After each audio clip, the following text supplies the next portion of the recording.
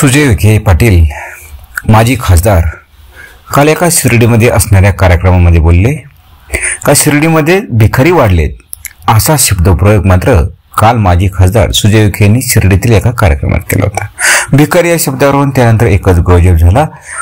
सर्व प्रसारमाध्यमांनी ही बातमी लावून धरली। खरंच सुजय विखेंनी साई भक्तांचा अपमान केल्याचं बोललं गेलं आणि आता याच विषयावरती मात्र त्यांचे वडील मंत्री राधाकृष्ण विखे पाटील यांनी स्पष्टीकरण दिलं। सुजयच्या शब्दाचा विपर्यास करण्यात आल्याचं मंत्री विखे यांचं म्हणणं होतं। मात्र विखे पिता पुत्रात एका मुद्द्यावर मात्र मतमतांतर मात्र दिसलं। काल शिर्डीतील एका कार्यक्रमात बोलताना सुजय विखे पाटील यांनी शिर्डीत भिकारी वाढल्याचं सांगितलं होतं। ते म्हणाले ते शाही संस्थानाच्या प्रसादालयातील मोफत जेवण बंद करा। जे पैसे अनुदानात जातात ते पैसे आमच्या मुलींच्या भविष्यासाठी शिक्षणासाठी खर्च करा। अख्खा देश इथे येऊन फुकट जेवण करतोय। महाराष्ट्रातील सगळे भिकारी इथे गोळा झालेत, योग्य नाही। या विरोधात आंदोलनाची वेळ आली तर आम्ही मात्र आंदोलन करू। अख्खा देश शिर्डीत येऊन फुकट जेवण करतोय, याचे भिकारी वाढलेत असं सुजय विखे पाटील मात्र म्हणाले होते। मात्र त्यांच्या म्हणण्याचा उद्देश वेगळा होता।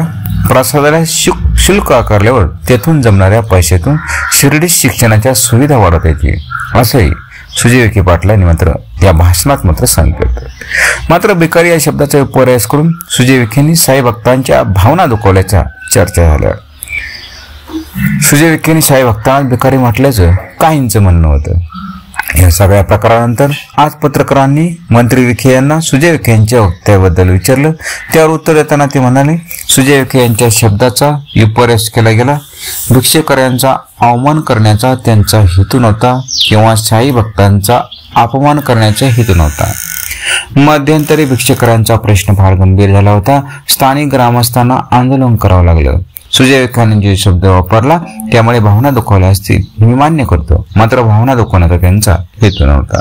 भिक्षेकरी आणि साईभक्त यांच्यात अनेकदा वाद होऊन कायदा सुव्यवस्थेचा प्रश्न निर्माण झाला, त्यामुळे याबाबत काहीतरी नियमावली तयार करण्यात यावी अशी सूचना प्रशासनाला दिली आहे।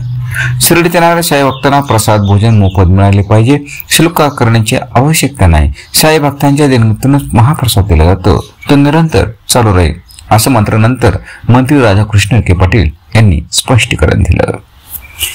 वडील मंत्री विखे पाटील यांनी मोफत जेवण सुरूच राहील असं सांगितलं। सुजय विखे यांनी पुन्हा आपला विचार व्यक्त केले। ते म्हणाले, मी माझ्या वक्तव्याशी ठाम आहे।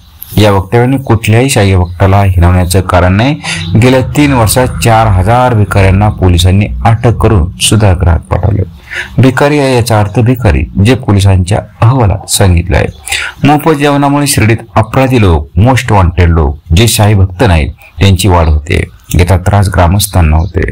साई संस्थांच्या प्रसादालयात जेवणाचे 10 रुपये दर आकारले तर योग्य ते मूल्यमापन केले जाईल असं स्पष्टीकरण सुजय विखे पाटील यांनी दिलं। हा खरंच साईनाथांनी श्रद्धा आणि सबर हे मात्र मूलमंत्र दिला। साईनाथ एक फकीरच होते खऱ्या अर्थाने।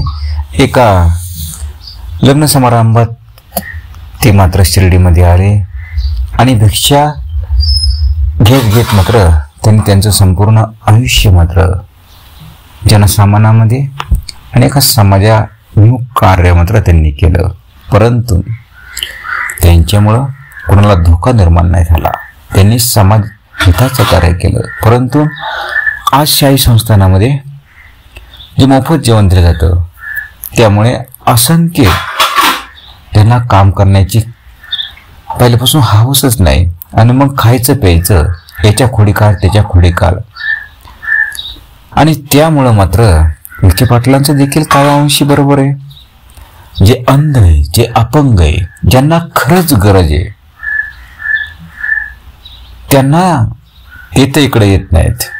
त्यांना गरज आहे त्यांच्या विरोधात तर नाही बोलले, परंतु जे थट्टेकट्टे आणि मग ते खायचं प्यायचं आणि मस्तपैकी शिर्डीमध्ये खुल्याम फिरायचं, याच्या खोडी काढायच्या त्याच्या खोडी काढायचं, मग त्यामुळे मात्र ग्रामस्थांना मात्र त्रास होऊ लागला होता।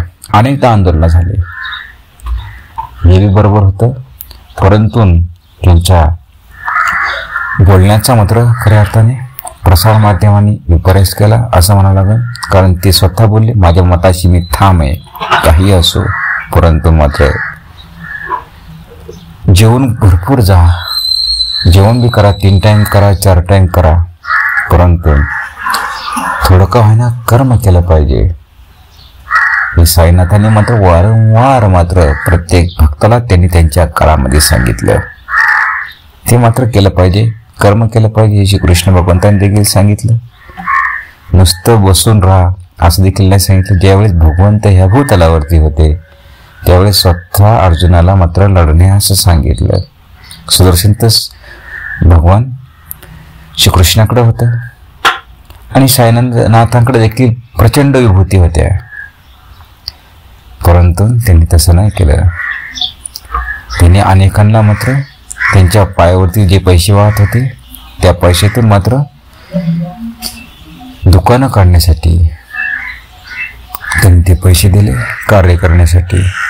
असं काही असो, परंतु विखे पाटलांच्या जो शब्द वापरला गेला भिकारी, त्यावरून मात्र वादंग निर्माण झाला.